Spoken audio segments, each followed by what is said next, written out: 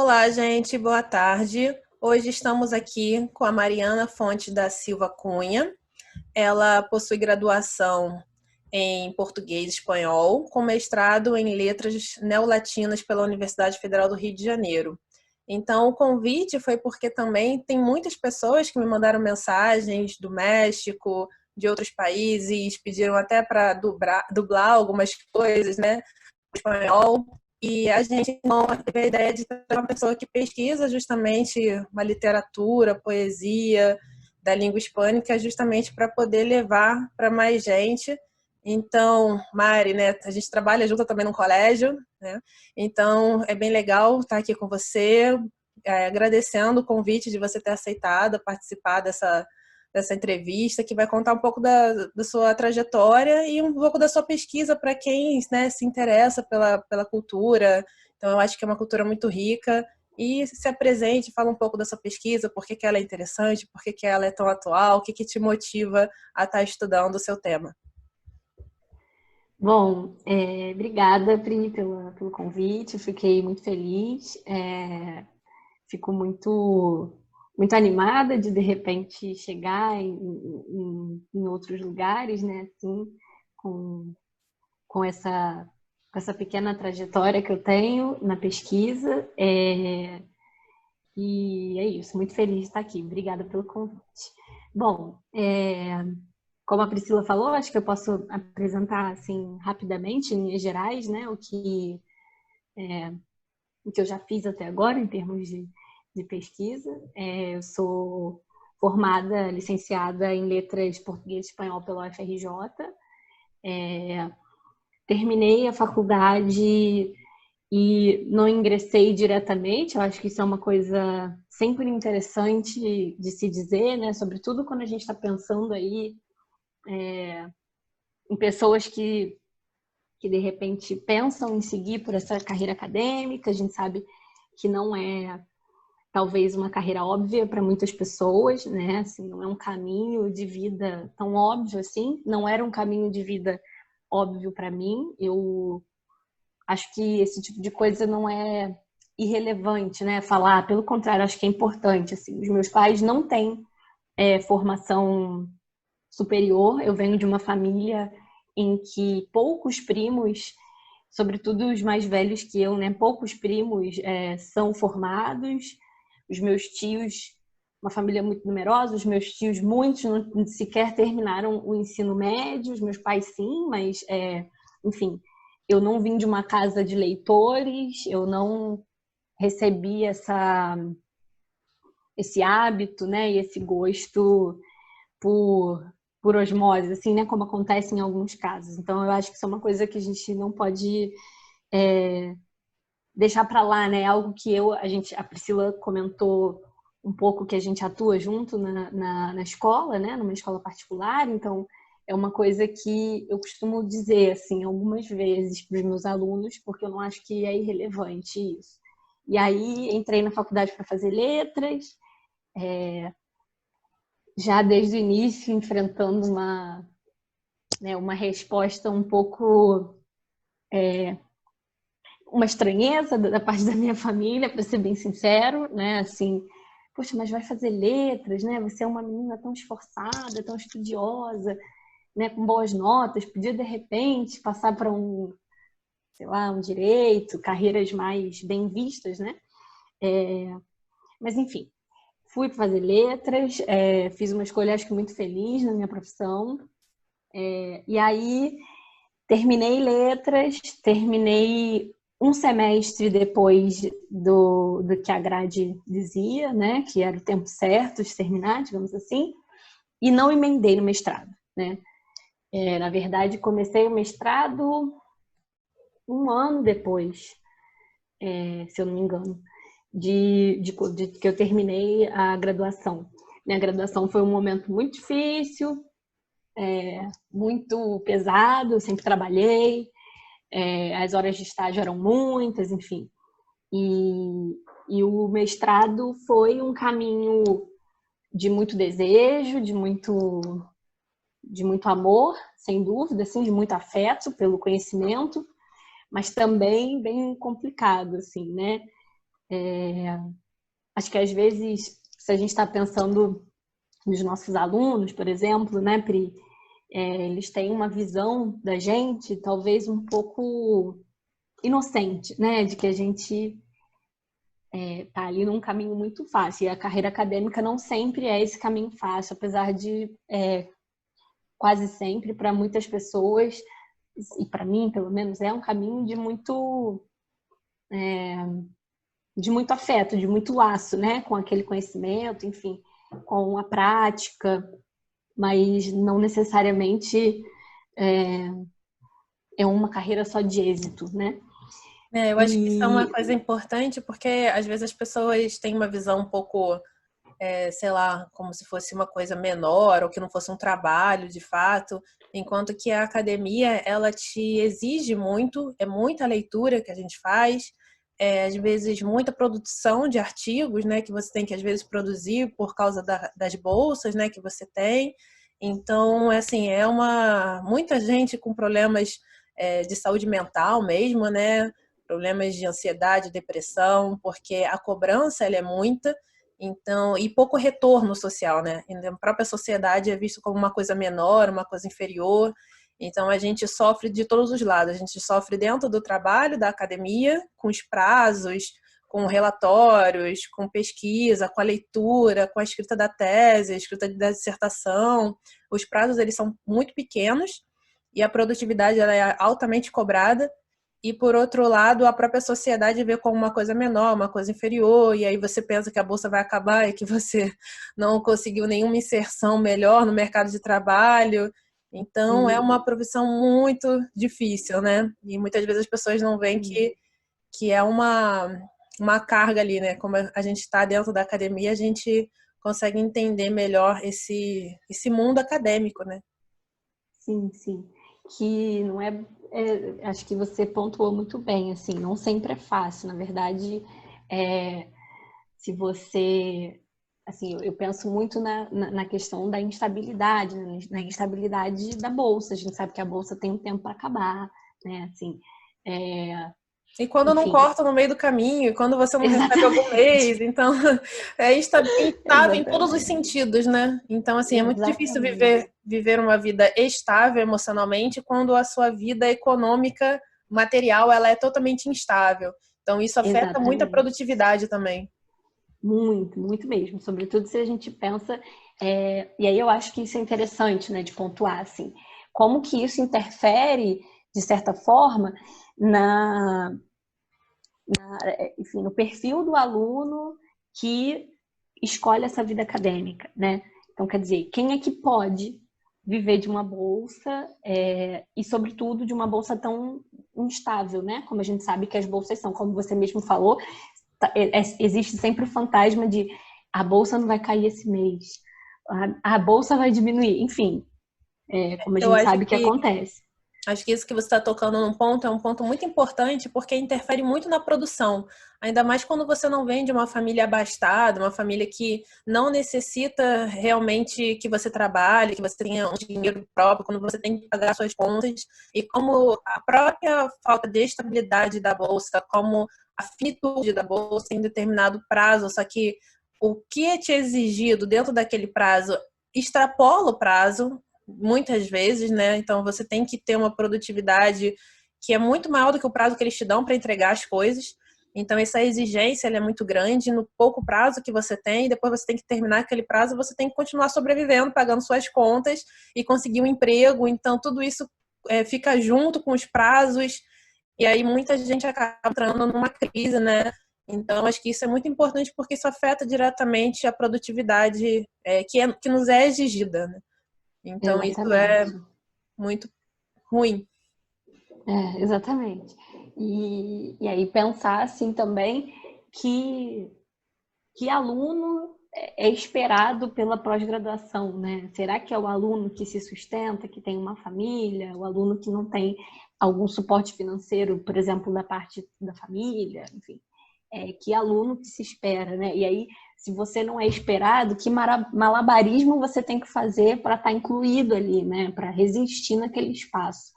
É uma coisa que sempre que para mim é um ponto importantíssimo, assim, né?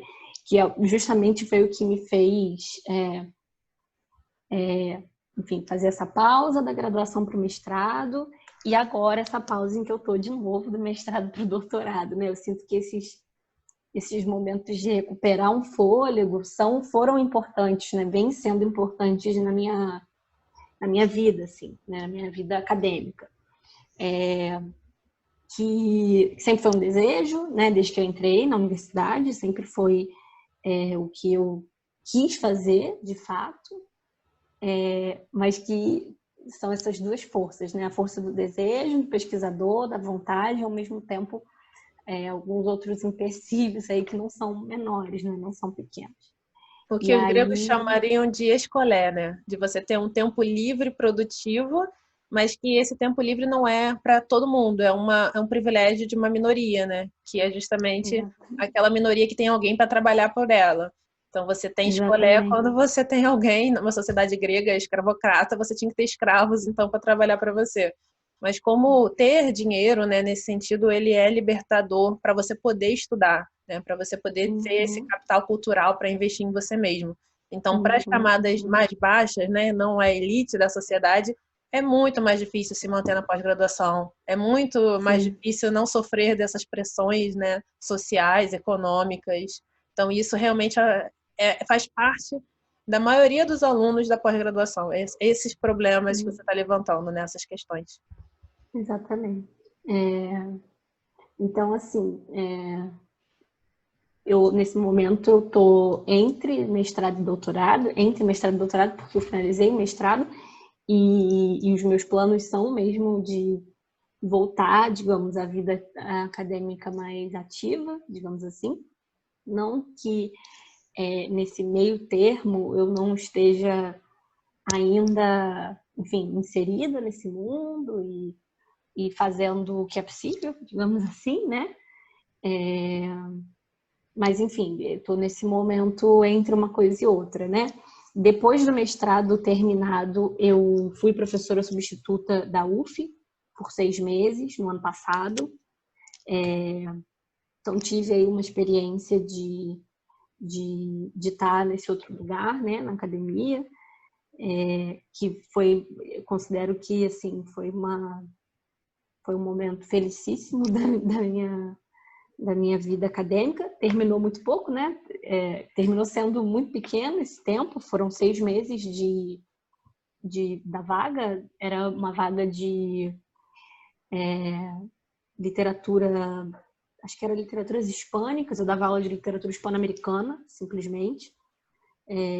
Não pegava a literatura espanhola,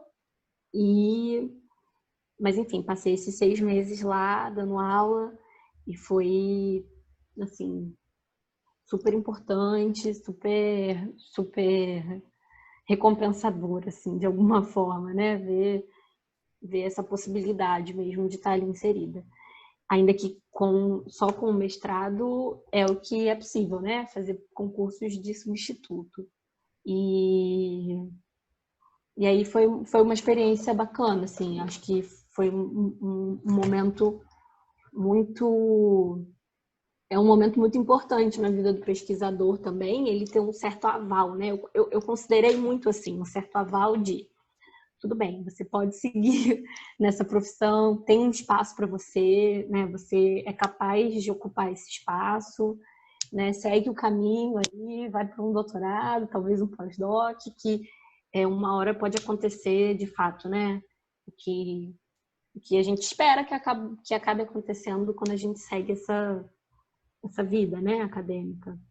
Eu acho que Então outra coisa que você está isso. falando que é muito importante, às vezes, as pessoas que não estão dentro da academia perceberem o quanto é de tempo, né? Tempo dentro da formação para você virar um professor universitário. Então, são graduação, bota aí, às vezes, 4, 5 anos de graduação, né? A minha licenciatura foi 5 anos, que teve um ano só de estágio.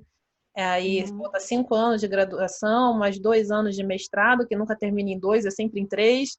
Então, já são 8 anos, mais 4 anos de doutorado, e você, muitas vezes, para passar no concurso, você não passa com um doutorado, né?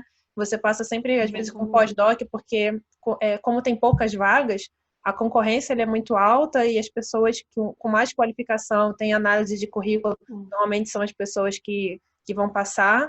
Então, aí, assim, você já está estudando para mais de 10 anos para passar numa prova e, assim, comparado, por exemplo, às carreiras imperiais, vamos dizer assim, né, que é direito, medicina, direito, medicina, engenharia, os concursos que abrem somente com a graduação, você já tira praticamente a mesma coisa que um professor universitário. Então, assim, a gente estuda para mais de 10 anos para tirar a mesma coisa que... E durante esse tempo, é um tempo que você fica sem estar recebendo quase, né? Recebendo bolsas precarizadas, bolsas desatualizadas e cobrando, né? Sendo cobrado.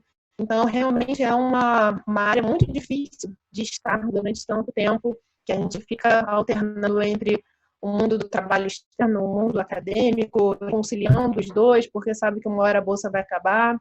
Então, essa é a realidade, né, da pós-graduação e do mundo do trabalho, né, que é realmente um mundo muito difícil de empregos, né? A nossa área ela é muito, muito restrita de conseguir empregos.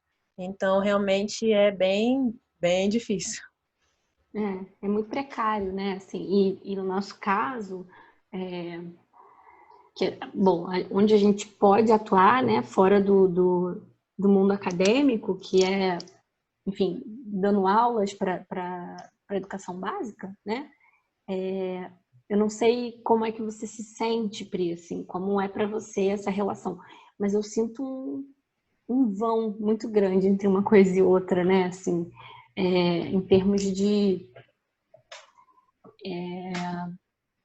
eu acho que em tudo, assim, né? A gente Assim, pode dar dizer aula no que ensino médio.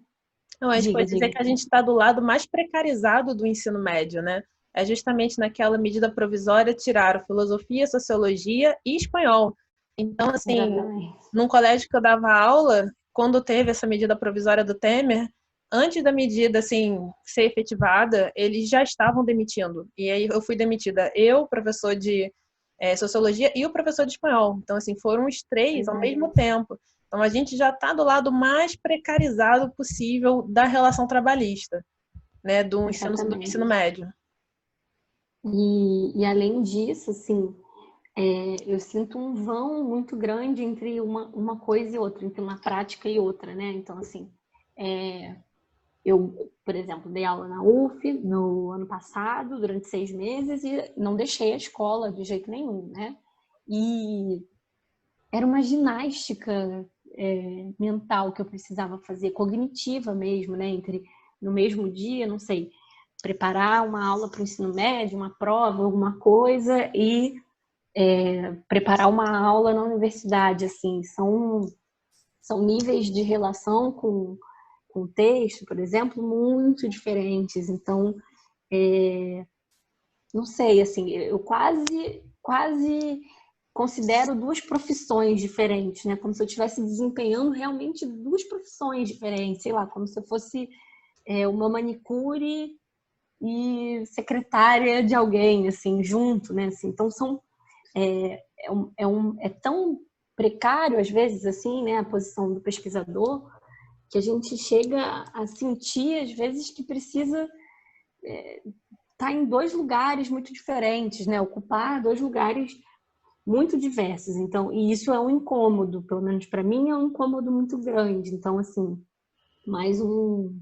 Parece que a gente está aqui só reclamando, né, da situação, mas são coisas que eu acho que são importantes de a gente levar em conta para que o aluno que está pensando em seguir essa carreira não ache de antemão que a coisa está muito dada, né? Assim, eu acho que muitas vezes, por exemplo, as pessoas me perguntam assim: ah, mas você só dá aula? Ou então, ah, mas você só pesquisa? Você não, né, nos momentos em que eu estive só trabalhando com a pesquisa. Ah, mas você não trabalha, você só pesquisa? Assim, a gente tem que lidar com algumas questões aí bem complicadas, né, nesse caminho. Eu acho que é muito importante isso que você falou, porque às vezes as pessoas só mostram a trajetória vitoriosa, né? Que aí é a trajetória do professor universitário da UFRJ. que é uma das melhores universidades do Brasil, você é professor universitário da FRJ. Só que para esse cara estar lá sendo esse professor universitário da FRJ, vários amigos dele não conseguiram. Então, assim, às vezes a gente mostrar a trajetória vitoriosa, ela não mostra a realidade. Porque o que eu tive de amigos que foram para outras profissões, o que eu tive de amigos virando, assim, policiais, assim, passando para outros concursos, para outras coisas que não teria nada a ver com a formação. A minha primeira graduação é de História.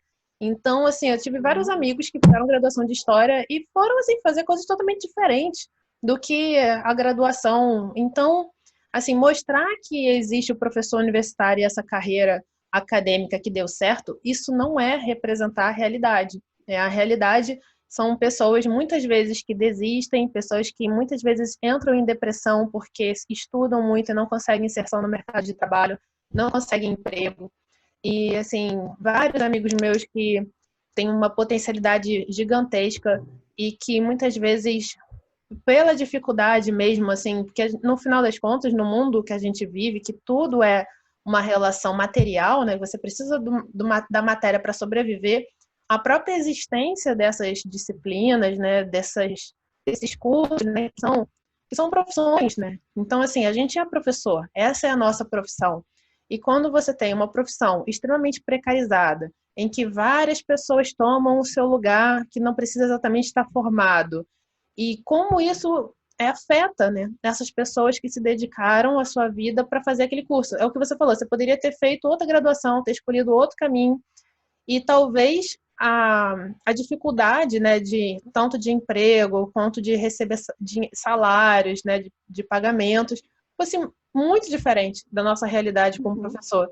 Então, hoje em dia, a profissão do professor virou muito mais um bico, né? E o trabalho ele é tão precarizado e tão mal pago que não dá para você sobreviver sendo professor. Então, sempre me falaram, ser professor é ruim e tal, ganha mal. Só que a precarização, ela piorou, né? A gente está vivendo um processo de piora das relações trabalhistas, até por uma questão, muitas vezes, de grandes grupos, né, econômicos chegarem na área de educação, matarem os colégios pequenos, os colégios menores. Aí esses grupos chegam e falam, olha, a gente vai pagar o piso do professor. E aí o piso do professor do ensino fundamental, acho que estava 14 e pouco, do ensino médio era 20 e pouco, e aí precariza o trabalho, assim, você trabalha, trabalha, trabalha, e no final você não consegue pagar suas contas. Então, assim, você tem uma relação muito precarizada, e a gente não tem um sindicato, a gente não tem um grupo de pessoas para dizer, por exemplo, o direito, você tem lá a tabela da OAB que vai dizer, olha, esse é o mínimo que você pode pagar para um advogado para ele fazer tal serviço. A gente não tem essa coisa regulamentada. Então, por exemplo, você dá aula em universidade privada, que, que muitas vezes a gente está vendo vários casos aí que estão colocando, que já chamaram do instalamento, estão colocando mais de 3 mil alunos para um professor, e o professor às vezes ganha por número de alunos, em vez de ganhar por hora aula. Então, assim, ele está dando aula para 3 mil alunos. E é uma profissão que não tem regulamentação, é uma profissão que assim, acontecem várias coisas que muitas vezes você paga para trabalhar. Então, é um problema muito sério a área de educação, e eu vejo que é um projeto realmente de que não funcione. É um projeto de que a gente não quer que funcione, aí entra os empresários da educação. É um problema sério que afeta quem trabalha nessa área. Porque, de fato, você falou, mas você só dá aula. Como se não fosse uma profissão. Tipo assim, a gente estudou para isso, a gente é professora, como assim eu só dou aula? É a mesma coisa falar para o advogado, mas você só tem o seu escritório? Só advoga? Não faz sentido. Eu acho que duas coisas são importantes, né, nessa discussão. O momento em que, e aí eu tô até falando de uma experiência pessoal, assim, o momento em que você se dá conta de que naquele espaço aquela pessoa não é sua aluna, né? Aquele aluno não é aluno, ele é cliente. E aí uma vez eu já estive numa reunião de trabalho em que o chefe, o diretor, falou com essas palavras, né? Eu não trabalho mais nesse lugar, mas ele falou, você tem que pensar naquela pessoa ali sentada não como seu aluno, mas ele é seu cliente, você precisa agradá-lo. E aí, né, assim, fica um pouco difícil se você tem uma outra concepção de educação, você se adequar e seguir nesse barco, né? Então, eu precisei mesmo, não imediatamente, porque a precariedade financeira é fogo, a gente tem que se prestar, muitas vezes, a papéis que a gente não quer, então, não imediatamente, mas assim que foi possível, eu me desliguei desse lugar. E depois, assim, falar um pouco da diferença, né, que a gente pode perceber entre o ensino público, né, e essa mercantilização da educação, né? Eu acho que é isso, a educação virou uma questão de mercado. Eu acho que a gente ainda vive, pelo menos na área privada, né, no Carpe Diem, uma exceção. É quase uma ilha de exceção dentro de um mundo privado que é um mundo privado selvagem, capitalista, que quer cliente, que vê aluno como cliente, né? Então, assim, a gente ainda dá aula num colégio privado de exceção, que se preocupa realmente com a formação do aluno, né, com os alunos, e como isso é tão exceção no mundo da educação. Eu não imaginava que... Porque como eu também estudei em lugares, assim, estudei escola pública no ensino médio, né, que eu estudei no Cefet, mas antes do Cefet, eu tinha estudado em escolas privadas que pensavam o aluno como humano, né? Não somente como um cliente, não somente como um número. E eu achava que isso era mais presente no mundo do trabalho, do mundo do mercado, né? Do mercado da educação. E eu vejo que hoje em dia, principalmente com essas grandes empresas, esses empresários de educação dominando o ensino médio, como eles veem o aluno somente como um objetivo econômico mesmo. Então, não tem uma preocupação humana, não tem uma preocupação de formação de caráter, de nada. É simplesmente um ensino muito objetivo, né? Tipo, você quer passar no vestibular, que você precisa disso, disso, disso, e sem uma preocupação com o aluno é um número, sem uma preocupação com os problemas, né, daquele aluno, sem essa humanidade, né? Isso. E aí eu fico, é um tema, né, assim, que é o fato de que a gente, enquanto também pesquisador da universidade, que lugar sobra para a gente, né, assim, porque, enfim, se a gente lida academicamente com conhecimento, obviamente a gente não vai pensar o aluno lá onde a gente precisa atuar, né, na educação, às vezes privada, enfim, mas de educação básica, que interface é essa que a gente precisa fazer, né, entre uma coisa e outra. Enfim, é um tema, é uma questão, assim, eu acho que era isso um pouco que eu queria falar quando eu estava falando sobre como é que eu vou atuar né, assim, na universidade e atuar na escola, se são mundos tão diferentes, né? Se são espaços que esperam de mim coisas tão diferentes. Eu não sei se devia ser tão diferente assim, né? Se a gente está falando de nível, sim, obviamente, né? A mesma aula e de especificidade, óbvio que sim, também tem uma diferença muito grande aí, sem dúvida, né? Entre dar aula no ensino médio e dar aula para uma turma de graduação. Mas será que em termos, por exemplo, de método, eu precisava falar línguas tão diferentes assim como é, né? Assim como costuma ser? Então, enfim, são debates aí, né? Eu não sei se outras... Não sei mesmo, tô de fato sendo sincera. Não sei se outras profissões se debatem tanto em relação a essa precariedade, assim, né? Esse vão tão grande entre a academia e a escola, né? Eu acho que isso é fundamental, porque é o que eu falei para você antes da gente começar a gravar a aula, né? Só 25% dos alunos do ensino, né, que vão prestar o vestibular e do ensino superior estão na faculdade pública. Então, você tem um público gigantesco de pessoas fora da universidade. E muitas vezes fora até de um ensino de qualidade. Então, as pessoas, às vezes, quando vão pensar em faculdade, talvez a experiência dela numa faculdade privada não seja a aula que você teve na universidade pública. Então, é um gap gigantesco, no final das contas, sobre ensino e educação que a gente está dizendo. A gente está dizendo que, olha, algumas pessoas, às vezes, não vão ter a matéria, não vão ter a forma que a gente teve na universidade pública. E aí, eu acho que a gente tem que pensar que muita gente está fora desse ensino superior que a gente teve acesso, que é da qualidade das aulas, dos professores, E justamente na universidade privada, muitas vezes não tem essa preocupação com a educação, com o ensino, e as próprias pessoas, muitas vezes, que cursam a faculdade privada, elas, por necessidade de trabalhar, de fazer outras coisas, elas precisam, muitas vezes, ter uma relação ali de preciso passar na matéria e pegar o diploma e vida que segue. Então, assim, a gente tem uma realidade no Brasil que é uma realidade muito desigual e uma pobreza muito grande, né? Você vê que 107 milhões de pessoas pediram auxílio emergencial. Então, são 107, somos 209 milhões, né? Então, mais da metade da população brasileira pediu auxílio emergencial. Você tem 100 milhões de brasileiros sem saneamento básico, né? Nessa nova medida aí de saneamento, ou seja, 100 milhões é quase metade da população que não tem saneamento. Então, você tem muita gente sem educação, muita gente sem saneamento básico. Então, é uma realidade muito, muito gritante de desigualdade.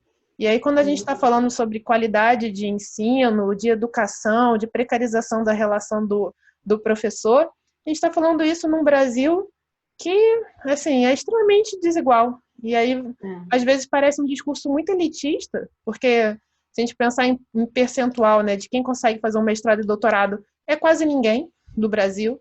Então, assim, não chega, acho que 2% da população, é muita pouca gente. E, sabe, é uma falta de investimento, de aumento de pessoas na universidade, de expansão do ensino superior. A gente só vê diminuição, a gente só vê corte, não tem um projeto, né, de Estado. Então, tudo isso afeta. Eu acho que você tocou num ponto importantíssimo, assim, né? Como que, de repente, essa nossa conversa, essa fala, ela pode chegar em algumas pessoas e ser vista a partir... ser vista como quase uma futilidade, né? Como é que a gente está falando, enfim, de mestrado, de doutorado, da vida acadêmica, num país em que, sabe, esse tanto de gente não tem saneamento básico, né? E aí, claro, a gente está falando de mundos diferentes, sem dúvida nenhuma. Mas é isso, assim. Então, o que a gente faz? A gente deixa de ocupar, ou a gente deixa de tentar, pelo menos, ocupar esse lugar, porque, de repente, a gente vem, né, de uma família que não está nem um pouco interessada nisso, que talvez estaria mais feliz, mais agradada, se, sei lá, se você, hoje em dia, por exemplo, eu, na minha idade, se eu já estivesse ganhando melhor, podendo proporcionar um conforto para minha família mais interessante, assim, talvez a minha família estivesse mais de acordo com isso, né? Eu sei, eu tô falando da minha família, mas assim, da família de muita gente, né? Assim, na Letras, na pós-graduação da Letras, muita gente, a grande maioria, pessoas até que vieram de realidades bem piores, assim, em termos de faltas, né, do que a minha, sem dúvida nenhuma. Né? Eu ainda nesse espaço me sinto bem privilegiada por ter tido uma educação bem legal, né, numa educação básica. Então, assim, eu fiz meu ensino fundamental numa escola privada. No meu ensino médio, eu fui para a rede pública, mas para uma escola federal. Eu estudei no Colégio Pedro II, no meu ensino médio. Então, assim, sem dúvida, se a gente compara outras trajetórias, eu ainda fui, poxa, muitíssimo privilegiada. Mas acho que talvez a resposta seja não sentir que esse espaço não é meu, por mais que esse espaço de fato tenha sido pensado e feito para não ser meu mesmo, né? Lá na Letras, por exemplo, é gritante, assim, na graduação, a esmagadora maioria dos alunos são mulheres, e quando a gente passa para pós-graduação é o inverso, né, que acontece, é visível, isso é visível, é concreto quase. Então, assim, no mestrado e no doutorado, muito, muito mais homem. Então, quer dizer, de alguma forma para atuar na educação básica, né, assim, para dar aula na escola, enfim, a maioria é mulher. E aí, quando a gente está pensando numa carreira acadêmica, talvez não seja tão exatamente isso, né? Talvez a gente já esteja falando de uma inversão aí, né? E olha que eu acredito mesmo que a Letras seja uma ilha, né? uma ilha em que a gente tem muitas mulheres dando aula pra gente. Eu sei que em outras carreiras a coisa ainda se aprofunda mais ainda, né? Mas... E também é importante destacar que, enfim, desde quando eu entrei na graduação para cá, as coisas mudaram positivamente, sim, um pouco.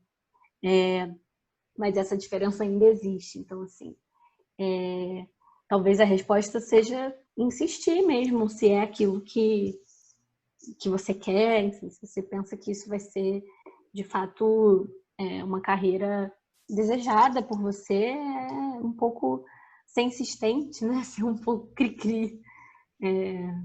Enfim, acho que é um pouco por aí, né? Mari, eu acho que você falou sobre coisas muito importantes e são coisas que eu estou trazendo aqui para o canal para debater. Eu conversei com um menino que está terminando o doutorado dele em sociologia, né? Está estudando sociologia da educação. E justamente como há essa relação entre formados e mercado de trabalho e a ascensão social. Então, tem um artigo, né, da Oxfam falando sobre o elevador social está quebrado. Não sei se você já leu esse relatório da Oxfam, que justamente ele fala que o Brasil ele leva 9 gerações, não sei exatamente se é 9, mas é um dos piores, acho que só perde para a Colômbia, que leva 11 gerações para fazer uma ascensão social. Então, da população mais baixa conseguir ir para a população mais... Isso para chegar na classe média, né?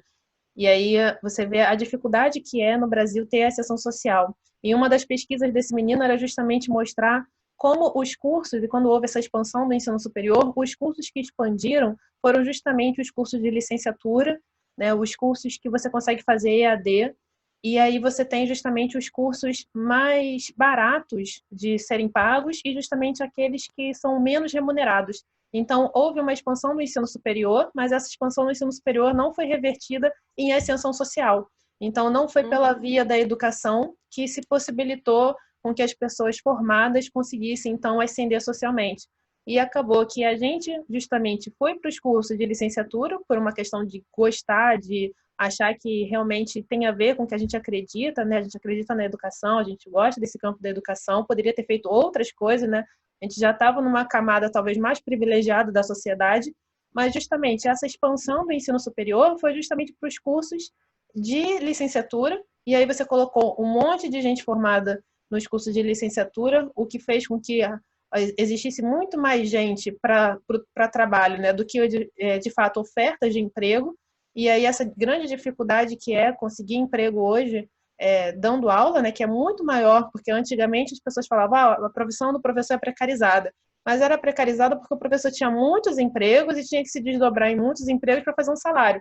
Hoje em dia você nem consegue estar nesses empregos, porque são tantas pessoas, e muitas vezes na área privada é muita indicação, né? As pessoas elas conseguem emprego porque conhecem fulano e ciclano, como tem muita gente formada, então hoje é mais fácil é mais barato você fazer uma licenciatura em inglês, muitas vezes, do que fazer um curso na cultura inglesa. Então, é mais fácil você ser professor licenciado em inglês por qualquer universidade dessa privada, EAD, do que você cursar e ter um título lá da cultura inglesa, né, que é muito mais caro.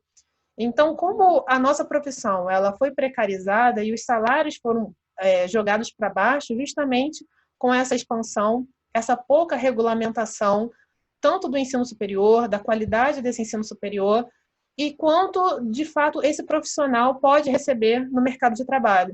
Então, essa falta de legislação, essa falta dessa barreira de mercado, né, que muitas empresas criticam, mas justamente é aquilo que protege o trabalhador. Então, as profissões que são justamente as menos precarizadas, justamente as profissões que esse menino fala, né, na pesquisa dele, que causa mais ascensão social, que é justamente direito, medicina, engenharia, são justamente aquelas que têm regulamentação, né? Então, você tem o CREA, você tem o CRM lá do médico, você tem a OAB do advogado, são profissões regulamentadas, você tem ali quanto você pode pagar por esse profissional, né? Qual é o mínimo que esse profissional recebe.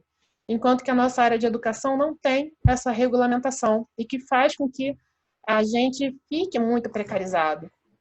Então, acho que tudo isso tem muito a ver justamente porque talvez quando a gente fez a graduação, a gente achava que a nossa precarização seria né? Seria justamente ter muito trabalho, receber em vários lugares, só que o que a gente está vivendo de precarização é uma precarização justamente da falta da possibilidade de inserção no mercado de trabalho.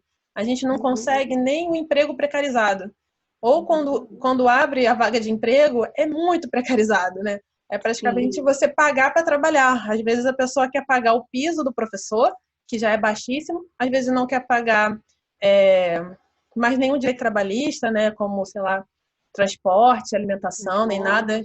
Então, às vezes, você tem que pagar para trabalhar, e aí, às vezes, não vale a pena. Então, esse eu vejo como um dos grandes problemas da área de educação, que eu tenho trazido aqui para debater no canal, e que eu acho que é muito importante para quem pensa, né, enquanto aluno, escolher essa área, e justamente para que a gente tente pensar em possibilidade de resistir numa área que é muito precarizada e que tende a se ficar mais precarizada. Então, como é que a gente resiste a isso? Eu acho que esse é o grande problema, né, que a gente vive hoje em dia. Falando um pouco, de repente, da minha experiência pessoal, assim, eu entrei na universidade já no primeiro período, assim, primeiro, segundo período, eu tinha certeza do que eu queria fazer, né? Eu queria seguir, terminar a graduação, fazer mestrado, fazer doutorado, fazer, enfim, um pós-doc ou dois, e ingressar na universidade, assim. E eu tinha muita certeza, né? Eu entrei na minha graduação em 2010. Então, assim, a universidade pública estava voando, né? Estava naquele momento, talvez, de ápice dos governos do PT. Então, assim, eu tinha certeza de que aquilo era possível, de que eu tinha capacidade, de que as vagas iam acontecer, de que as bolsas iam continuar acontecendo, que elas iam ser reajustadas, que a coisa ia melhorar para o bolsista, né? E 2020, 10 anos depois, estamos aqui, numa situação super diferente. Então, assim, eu me vejo muito mais presa, né? Talvez, eu posso dizer assim, numa outra prática de trabalho, que é realmente dar aula em escola privada, já sem tanta certeza assim de se esse concurso vai aparecer, né? Quando esse concurso vai aparecer, que pessoas vão competir comigo por essa vaga? Será que são pessoas que se formaram na década de 90 e hoje já têm 3 pós-docs e vão competir comigo, né? Essas pessoas continuam se qualificando. Então, assim, não vai ter vaga para todo mundo. Hoje em dia eu já não tenho certeza, tanta certeza assim, de se esse momento de passar para um concurso e ser professora universitária e poder atuar na pós-graduação, se ele vai acontecer, se esse momento de fato vai chegar, né? Assim, na verdade, cada vez mais dúvidas, cada vez, enfim, um cenário pior, né? Então, assim, talvez no meu caso, que sempre almejei esse lugar de ser professora universitária, de atuar na pós-graduação, sobretudo, a coisa. E aí eu me vejo tendo que estar nesse outro lugar, ocupar esse outro lugar que eu sabia que seria ocupado, eu sabia que eu seria professora de escola, de ensino médio. Não é uma coisa que a princípio me desagrada de jeito nenhum, gosto muito do que faço também, mas para mim seria uma etapa, né? Uma etapa pela qual eu teria que passar para chegar num outro lugar. Para mim, né? O que eu quero dizer assim, na minha... Não digo que todo mundo tenha que passar por isso e queira isso, de jeito nenhum. Não é o jeito certo de acontecer, mas para mim era o plano, né? E aí eu me vejo cada vez menos, cada vez mais pensando que talvez eu não passe para uma outra fase da minha vida, e aí eu fico nesse lugar super mais precarizado do que eu achava que ele seria. Então, assim, bem difícil, né? Assim, é um momento um pouco tenebroso para a gente enquanto pesquisador, né, das humanidades, a gente pode dizer assim, talvez, né? E aí é isso, é pensar de que maneiras a gente pode resistir, né? Pode não deixar esse desejo morrer, pode não deixar a coisa Eu acho que desmoronar. um dos primeiros pontos é a gente realmente colocar a cara a tapa na internet e falar, olha, está muito precarizado, né, o trabalho do professor. E aí a gente pensa, bom, você tem um projeto, né, de ensino superior, de expansão do ensino superior para que atinja a média da OCDE de pessoas no nível superior. Então, existe um projeto que a gente tem só 21% da população entre 25 a 35 anos cursando o ensino superior, a média da OCDE é de 40 e pouco. Então, assim, há uma perspectiva de expansão do ensino superior, só que é uma expansão do ensino superior para as redes privadas. Então, existe um projeto desse pessoal, dos empresários da educação, querendo expandir bem o mercado de pessoas ali ociosas, né, querendo se qualificar. E aí a gente está pensando, bom, que tipo, então, de ensino superior vai ser oferecido para os brasileiros? E aí, normalmente, é um ensino que não emprega professores, porque não tem geração de empregos, porque é justamente esse ensino à distância, que é um ensino à distância que não gera empregos, porque você bota esse ensalamento, né, essa quantidade gigantesca de alunos para um professor só. Então, não é um ensino que preza qualidade, não é um ensino que de fato vai proporcionar emprego. Então, há uma vontade empresarial na nossa área de educação, de expansão do ensino superior, mas, ao mesmo tempo, essa expansão do ensino superior não é acompanhada de geração de emprego. Então, se fosse pelo menos acompanhada de geração de emprego, né, tem milhares de pessoas que eu conheço, né, formadas com mestrado, doutorado, que iriam adorar ir para o ensino superior, mesmo que não fosse o público, mas fosse o privado, porque a tendência é do privado se expandir e não o público se expandir. Mas, ao mesmo tempo, esse mundo do mercado das universidades privadas, ele é um mundo que não gera emprego. Então, acho que pensar em leis, né? Acho que a gente tem que brigar por leis do mercado da educação, né? Lei de legislação, de regulamentação desse ensino à distância EAD, que é o que mais tem, né, no ensino superior. Tem mais alunos no EAD do que no presencial. Então, acho que assim, brigar por legislação, brigar por organização desse ensino superior, mas no momento em que a gente está, é muito difícil.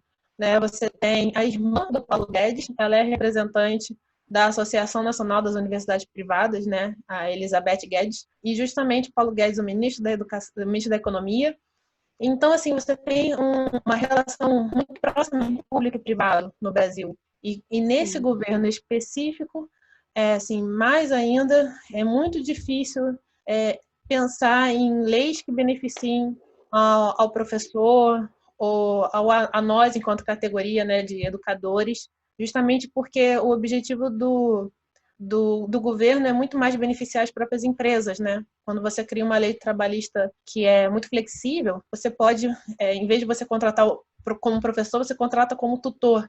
E aí o tutor, ele não tem quase nenhuma regulamentação sobre o que é um tutor. Então, acho que assim, acho que um dos motivos é pensar em regulamentação, né? Porque a gente precisa de uma profissão regulamentada para que a gente possa dizer o que pode e o que não pode acontecer, né? E pensar em qualidade também desse ensino superior, porque a nossa relação de trabalho ela é muito precarizada justamente porque não tem nenhuma regulamentação, né? A gente não tem um sindicato, a gente não tem nada, então é muito difícil. E aí, você estava comentando sobre enfim, que ensino superior é esse, né? O ensino superior privado. E é um ensino superior que está, pelo menos historicamente, muito desvinculado da pesquisa e da extensão, né? Assim, a pesquisa e a extensão acontecem na universidade pública por excelência, né? Claro que salvo exceções, mas no geral ela vai acontecer na universidade pública. Então, enfim, para o pesquisador também, né, que é uma coisa... professor da universidade pública, ele é professor de ensino superior, mas ele, em teoria, ele pode ser também, pelo menos, né? Ele pode atuar na pós-graduação, ele pode ser um pesquisador. E a gente sabe que nas universidades particulares, grosso modo, isso não acontece, né? Assim, então, é realmente aquele ensino bem profissionalizante para, né, numa tentativa de inserir aquele aluno no mercado de trabalho, com grades, às vezes, que realmente não abrem para a possibilidade daquele professor atuar enquanto pesquisador, assim, né? Eu estou falando, na verdade, mais até da universidade privada, porque eu vejo que não há um projeto de governo de expansão do ensino público, né, o ensino superior Uhum, público. uhum, E aí você está uhum. falando sobre o sonho, né, de ser professor da universidade pública. É muito difícil hoje em dia, né, sem nenhuma política de expansão, porque uma galera entrou justamente num governo que expandiu o ensino superior público também, né, não só o privado. É claro que junto com isso houve uma expansão gigantesca do ensino privado, mas Uhum. foi uma expansão também, num primeiro momento, para o ensino presencial. E agora a gente vê um segundo momento de expansão majoritária do ensino privado e não mais do ensino público, e de uma expansão do ensino à distância. Então, Uhum. majoritariamente, quem está no ensino superior são alunos cursando graduações inteiras na modalidade EAD ou na modalidade flex, híbrida, né? Então, que não gera muito emprego. Você vê que há pouco tempo, né, agora, por causa da pandemia, vários professores da universidade privada foram demitidos. E justamente porque, como o ensino é à distância, você não precisa mais ter tantos professores, porque você coloca uma grande quantidade de alunos numa única sala virtual e você, com um professor, atende vários. E aí, vários professores agora foram demitidos. Então, assim, a tendência, se já está ruim, é de piorar. E aí, essa quantidade de gente que antes estava no ensino privado, quando abre uma vaga na universidade pública, vai todo mundo. E aí, a concorrência ela fica muito alta. E aí, às vezes, é um cara com Sim. 5 pós-docs, que já tem uma experiência gigantesca, que vai conseguir passar. Então, assim, o perfil de uma Exatamente. pessoa, tipo, de, sei lá, menos de 40 anos, talvez não entre. Então, acho que talvez Exatamente. de um entre na universidade pública talvez de uns 45, 50 anos, né? Uma pessoa mais ou menos por aí que tem uma experiência gigantesca, que tem não sei quantos pós-docs, e essa pessoa que talvez entre, essa pessoa que estava na rede privada há pouco tempo, ou então estava no público em outro estado e quer voltar para o estado, né, de origem. E Então, aí, assim, o perfil é esse, né? e aí é isso, assim, é pensar, isso, acho que essa idade que você colocou é bem factível, né? A pessoa ali já perto dos seus 50 ou mais até, e quando a gente vê que essa pessoa, talvez, quem sabe, vai ter uma chance aí de entrar para esses concursos. E essa vida inteira, né, da pessoa, desde que ela se formou, no momento de formação, não acho que a gente deixe de se formar, não é o caso, mas, né, desde que ela começou a trabalhar, foi inserida no mercado de trabalho, até fazer 50 anos, assim, que vida precária, né, que essa pessoa precisou viver para chegar nesse ponto, né? Então, assim, sinceramente, é uma angústia que eu acho que pessoalmente todos nós eu tô imaginando que a gente está falando sobretudo para pessoas que se interessam pelo assunto, né? Então, assim, todos nós que estamos aí nessa luta, nessa batalha, é, é importante a gente falar dessa angústia, né? Que vai, de alguma forma, perdurar pela nossa vida toda, né? A possibilidade de eu só conseguir chegar num ponto que eu almejo profissionalmente aos meus 50 anos. Então, quer dizer, é difícil, né? Assim, é quase como se tudo estivesse dizendo para você, não vai rolar, assim. Esquece isso, vai viver, enfim, de outra maneira, fazer outra coisa da sua vida, porque isso você não vai conseguir, assim, né? E, enfim, é uma questão, assim, né? Uma coisa para se pensar, assim, de fato. Eu acho que a vida, o nome do canal é Pensamento em Movimento, porque eu acho que a vida é movimento, eu acredito muito no Heráclito, eu acho que tudo está se transformando o tempo inteiro, e eu acho que esse momento ruim, ele tem possibilidades de piorar? Assim, tem possibilidade de piorar muito ainda, tem brecha para piorar a educação muito, e eu vejo, pelo menos, assim, esse projeto de governo que a gente tem é um projeto associado a empresários da educação, que veem educação como o lugar para conseguir dinheiro. E esse lugar para conseguir dinheiro, ele consegue dinheiro através da precarização do pagamento do professor. Então, o professor, ele é mal pago porque justamente você paga menos para lucrar mais. Então, é sempre uma tendência de diminuição dos direitos trabalhistas, né? Reforma trabalhista justamente essa diminuição de direitos. Então, ele sempre querer cortar, para eles poderem lucrar cada vez mais. Então, um projeto de ensino que pense sempre o lucro, ele vai pensar em cortar de todos os lados. E aí o salário do professor é um desses lugares que vai ser cortado. Então, assim, mas como eu acredito que a vida ainda é movimento, vai ter uma hora que as pessoas não vão querer também pagar sem receber qualidade de ensino. Porque você, às vezes, não conseguiu passar na universidade pública, você vai cursar a universidade privada, mas você quer uma qualidade. Às vezes a pessoa quer qualidade também. As pessoas querem um ensino de qualidade. Muitas vezes as pessoas não conseguem pagar a melhor universidade privada, que é a PUC, a FGV. Então, assim, eu acho que uma hora isso vai quebrar. Uma hora as pessoas vão falar assim, não, não dá para a gente pagar por um ensino ruim. Não dá para a gente ter um diploma e esse diploma, na hora que você conseguir o emprego, não vale nem o custo que você teve pagando a faculdade. Então, muitas vezes a pessoa paga uma faculdade, sei lá, de 700, 800 reais, ela vai ser empregada, ela não vai nem ganhar isso. Então, essa relação de precarização, tanto, né, do professor, quanto das pessoas que se formam, que depois elas não conseguem emprego, eu acho que uma hora, sim, vai entrar uma crise e a gente vai precisar reelaborar esses lugares, né? Então, é claro que a gente precisa de um outro projeto de governo. Esse projeto de governo que está não pensa o professor, não pensa o ensino, não pensa qualidade, pensa lucro e dinheiro. Então, acho que realmente tem que pensar num governo outro, né? Não nesse. E eu acho que o importante é a gente estar aqui também colocando a cara a tapa para justamente que mais gente perceba isso, né? Porque mais gente perceba e que lute contra isso também, né? De dizer, olha, eu não quero, né? Desse jeito, dessa forma, eu não quero, não vou, né? Me inscrever nessas faculdades aí. Então, é pensar em qualidade, é tipo, olha, beleza, não vai expandir o ensino público? Não vai. Mas vamos expandir o ensino privado de qualidade. Vamos, então, contratar professores, vamos pensar em qualidade de ensino, porque aí você faz, que não adianta só você ter uma sociedade totalmente desigual, em que o dinheiro está lá em cima e o resto da população toda está sem receber. Então, é preciso, né, para a economia funcionar, que essas riquezas elas circulem. E quando a riqueza não circula, você, ao longo do prazo, vai ter uma crise.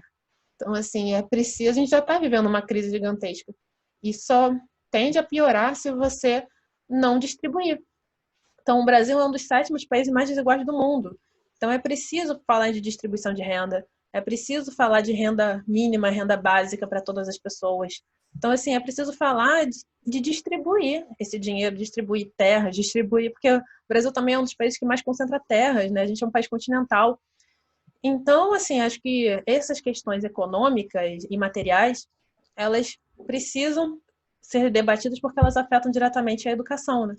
Não tem como a gente falar sobre educação, eu às vezes te chamei para falar sobre o seu projeto, e não tem como falar do projeto quando a gente está numa crise econômica, né? Numa crise Isso é uma material. coisa interessante, isso é uma coisa muito interessante a se pensar. Eu estudo poesia, né? Assim, é o que eu, enfim, é o que me move de alguma maneira. E aí é muito engraçado, gente, como eu e pessoalmente também, eu também já pensei isso, sendo bem sincera, assim, como é que eu vou, que futilidade, né? Quase uma coisa assim, que futilidade, falando de poesia, né? De literatura, e o mundo pegando fogo, né?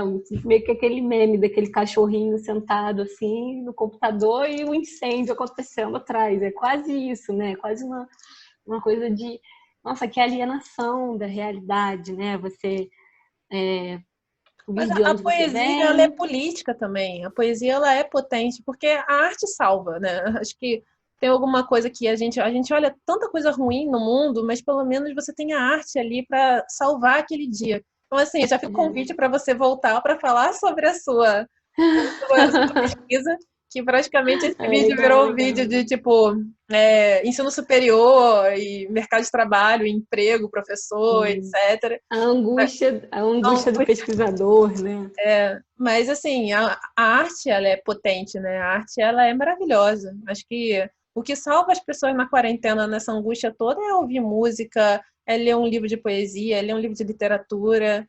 É o que tem salvado. Com certeza. É interessante, assim, esses dois lados da, enfim, da minha vivência, né? Assim, da realidade. É uma coisa a se pensar, assim, porque, de certa forma, o momento atual, acho que não o momento atual, né? O mundo, de alguma forma, como ele se desenhou, quer da gente alguma coisa muito concreta, né? Essa ideia de que a gente tem que produzir, de que tem que ser mão de obra, e de que tem que, né, assim, de certa forma, se voltar nessa grande valorização que aconteceu, enfim, das carreiras, por exemplo, dos cursos técnicos, né? Assim, de uma profissão sempre ligada a alguma coisa material, né? E aí, muito na contramão disso, tem ali uma meia dúzia de doido no país que quer estudar e falar sobre poesia. Então, um pouco também como um pouco uma posição de não, esse lugar também existe, né? Assim, esse também é um campo do saber, também é uma produção, tem a sua importância, tem o seu lugar e também é pesquisa, né? A gente não chama de ciência, mas também é uma pesquisa acadêmica. A gente também está fazendo, isso também é produção do conhecimento, né? Que é um apagamento muito grande que a gente, quando a gente pensa em pesquisador e aí aparece lá na televisão, né? A CAPES vai dar ou vai tirar não sei quantas bolsas de pesquisa. Todo mundo pensa na galera de jaleco, né? No laboratório, olhando no microscópio e não só, né? Assim, estudar poesia, nesse caso, talvez seja muito estridente isso, mas estudar poesia também é fazer pesquisa no Brasil, né? Esse lugar não pode ser apagado. A gente não pode achar que a gente não tem direito a esse lugar. Ele está lá, a gente precisa ocupar se a gente tiver vontade disso, né? Claro, Enfim. fundamental. Mari, já fica o convite para você voltar para falar da sua pesquisa, que vai ser ótimo para as Bom. pessoas também conhecerem sua pesquisa, um pouco de poesia, porque a arte salva, né? A arte é fundamental para a gente viver. A gente não vive também só de trabalhar e de dinheiro e de pagar conta. A gente precisa de arte, a gente precisa de música, né? Então, assim, é fundamental. E quero agradecer esse debate que a gente teve, que é um debate muito importante e que eu tenho tentado trazer aqui para o canal. E já fica o convite para você voltar e abra aí para você fazer essas considerações finais. Ah, não, que isso. Acho que a consideração final é agradecer. Obrigada, Pri, por ter aberto esse espaço aqui para mim. Foi muito gostoso. Apesar da primeira timidez, eu gostei bastante de estar aqui. Obrigada pelo nosso papo e espero ir a próxima vez, quem sabe. Vamos ver se a gente, né, segue um pouquinho a conversa. Obrigada mesmo. Tá bom, obrigada. Beijo, Mari. Tchau, um beijo, querida. Até mais.